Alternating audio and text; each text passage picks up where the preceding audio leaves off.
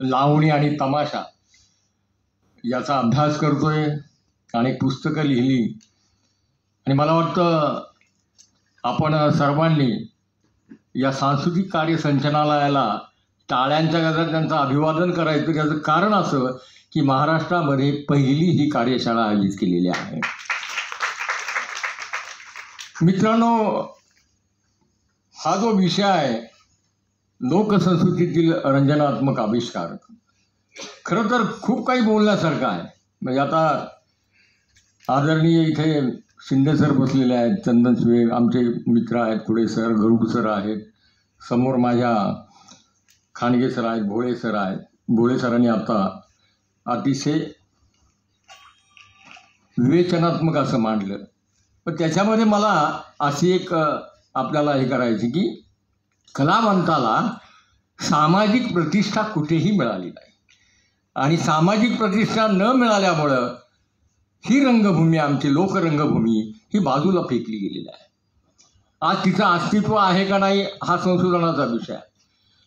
पण शाहिरीने सुद्धा आता या महाराष्ट्रामध्ये होऊ घातलेलं दिल्लीचं अधिवेशन आहे की ज्यावेळेस आपल्याला मराठी भाषेला अभिजात दर्जा मिळतोय आणि या अभिजात दर्जाच्या पार्श्वभूमीवर ही कार्यशाळा आयोजित केलेली आहे.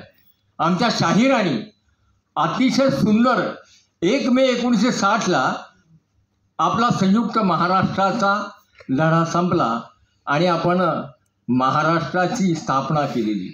आणि महाराष्ट्राची स्थापना याच्यासाठी की मराठी भाषा ही आपण जतन केली पाहिजे. आणि म्हणून 1965 साली आम्ही मराठीचंच वाटोळं करत बसलो. 1965-66ला आमचे एक लोकशाहीर होते आत्माराम पाटील, त्यांनी अतिशय सुंदर एक शाहिरी केलेली आहे.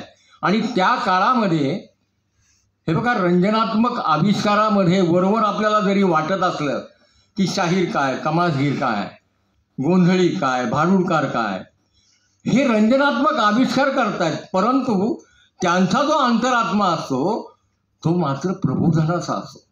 आमच्या लोकशाहिरांनी त्या काळामध्ये सांगितलं की मराठी भाषेत झाली या मिसळ, मराठी भाषेत झाली या मिसळ, कर्ता कर्म सारं इंग्रजीत दिसल आणि क्रियापदापुरतीच मराठी असेल. बघा, 1966 साली सांगितलं. आज या विचारपीठावर आपण बोलताना मराठी शुद्ध कुठे बोलतोय? इंग्रजीचा सारखा इंग्रजीचा मारा.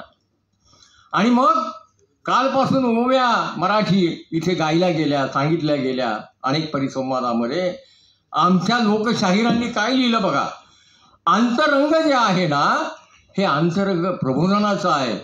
आणि म्हणून संयुक्त महाराष्ट्राच्या चळवळीमध्ये जो शाहीर गफावर थाप देऊन महाराष्ट्रभर क्रांतीचं गाणं गात होता, त्या शाहिरांनी वरवर वाटते रंजनात्मक, पण त्याचा आत्मा हा प्रबोधनाचा कसा आहे बघा, की तो म्हणतोय शिनगार माझा सोळा ग, ती बाई जी म्हणते जात्यावरची, शिनगार माझा सोळा ग, वेश मराठी मोळा ग, शिनगार माझा सोळा ग, वेश मराठी मोळा ग, पत्ती माझा भोळा बाई, हजाराला तोळा ग.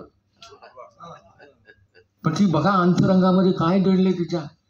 मामा बेळगावात, म्हणजे आमच्या अण्णा भाऊनी मुंबईची लावणी लिहिली, पण हा आत्माराम पाटील म्हणतायत मामा बेळगावात, काका कारवारात, मराठीचा जरीकाठ शोभे नऊवारात. मामा बेळगावात, काका कारवारात, मराठीचा जरीकाठ शोभे नऊवारात, यशवदेचा गोविंद, यशवदेचा गोविंद, देवकीच्या रक्ताचा आणि कोकणीचा गोमंतक, मराठीच्या तख्ताचा, मराठीच्या तख्ताचा.